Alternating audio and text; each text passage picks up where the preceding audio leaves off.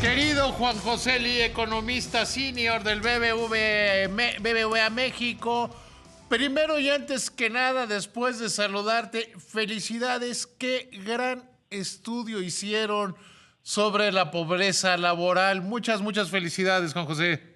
Muchísimas gracias, Edith, por la invitación. Oye, a ver, platícale a la gente, porque es de esos estudios que desmitifican muchas cosas sobre la pobreza laboral de la gente que tiene empleo.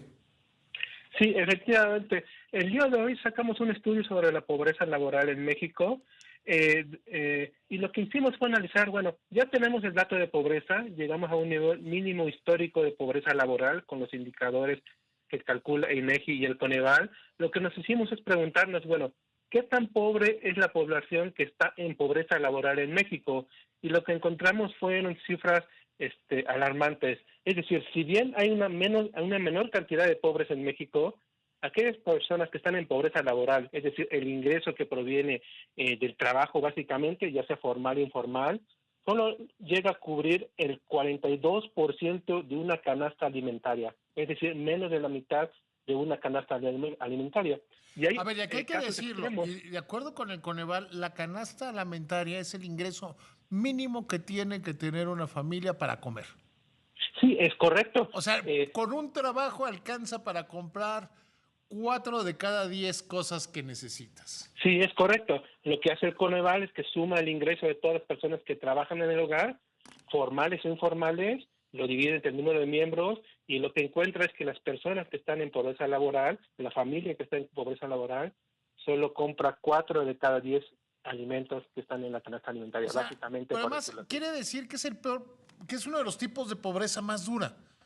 Porque Sí, es gente correcto. que trabaja todo el día, que se esfuerzan muchísimo y no les alcanza. Simplemente no les da. Sí, esto es correcto. Hay que considerar que la pobreza laboral solo considera el ingreso laboral. Obviamente hay otros ingresos adicionales como transferencias, remesas y otros ingresos que complementan, pero lo que mide la pobreza laboral, que es con la canasta alimentaria, es solamente el ingreso laboral y solamente alcanza para este 42% de la canasta alimentaria. Pero también lo que encontramos es que hay estados donde es un poco más grave la situación.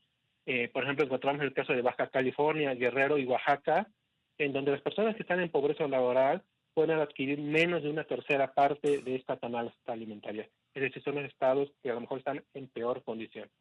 Sí, o sea, que no les alcanza, simple y sencillamente no les alcanza. A veces decir no me alcanza parece un lugar común, pero aquí es, Juan José, mucho más grave, es realmente no les alcanza.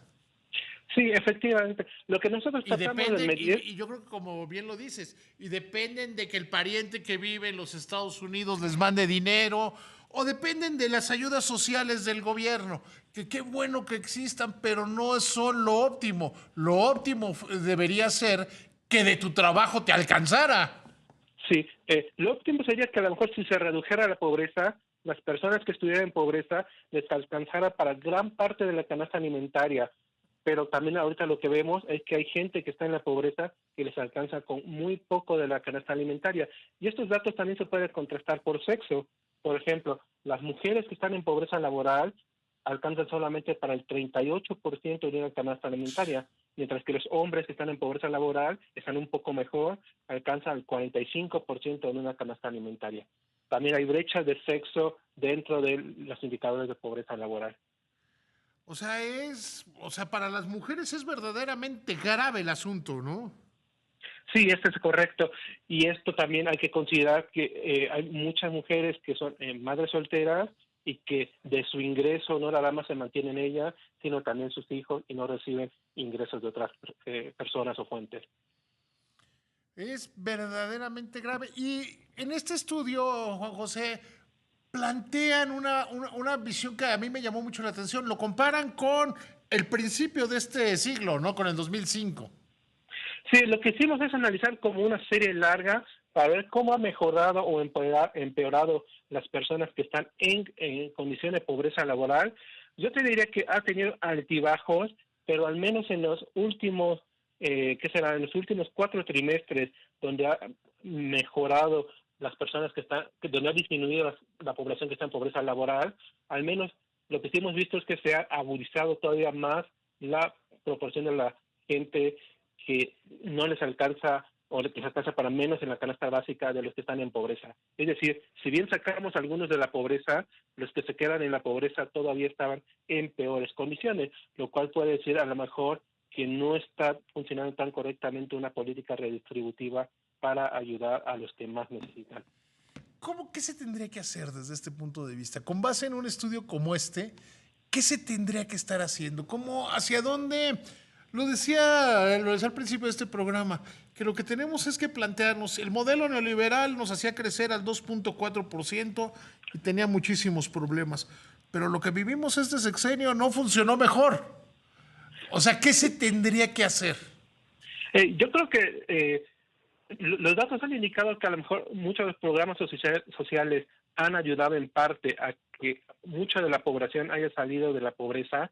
El problema es a lo mejor que falta un poco de evaluación y ver los impactos, porque al generar programas sociales que sean de alcance generalizado, no necesariamente ayudas a los que más necesitan, ¿no? Ayudas a lo mejor incluso a gente que está fuera de la pobreza. Probablemente tendríamos que regresar a un esquema donde se evalúe con anterioridad los programas sociales que se quieran aplicar y que muchos de estos sean aplicados a las personas que más los necesitan, más que hacerlo un poco más generalizado. Sí, o sea, porque estos programas de subsidio generalizado de repente topan ahí en los más urbanos y no necesariamente en lo que más lo necesita, ¿no? Y donde, desgraciadamente, hay más votos, ¿no? Bueno, sí, justamente estos programas como generalizados llegan a toda la población y por eso no necesariamente puede distinguir quiénes son los que más lo necesitan y quiénes son los que menos lo necesitan, ¿no? Entonces, por eso, pues muchos tienen que recurrir, por ejemplo, afortunadamente, al importante flujo de remesas que llegó a México en los últimos meses y que también ha contribuido a muchos de los hogares aquí que hay en México. ¿Qué proporción es la remesa de un ingreso para este tipo de personas? ¿Lo tienen medido? Sí, nosotros lo hemos medido. Al menos con la medición oficial del Coneval de 2022 de pobreza multidimensional, lo que hemos estimado es que las remesas ayudan a que los hogares, aproximadamente a que 1 millón de personas salga de la pobreza, ¿no? Lo cual es un monto muy importante. Y, de hecho, yo te diría que afortunadamente gran parte de los hogares que reciben remesas están fuera de la pobreza, dado que reciben este recurso que proviene del exterior y que es un monto importante. Pero aún así hay hogares que reciben remesas, que reciben menos remesas, hablando de migrantes más jóvenes o que tienen menos años en Estados Unidos, que reciben montos de remesas pequeños de $100, $200 mensuales y no les alcanza, dado que no es una persona la que está en el hogar en México, sino en general estás hablando de una familia. Sí, o sea, es complicado.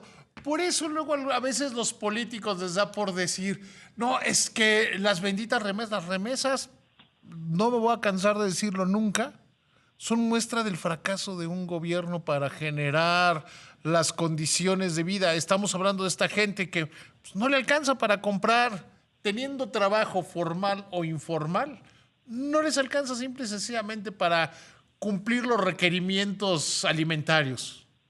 Sí, es correcto. Y también esto lo podemos ver también por ámbito rural y urbano.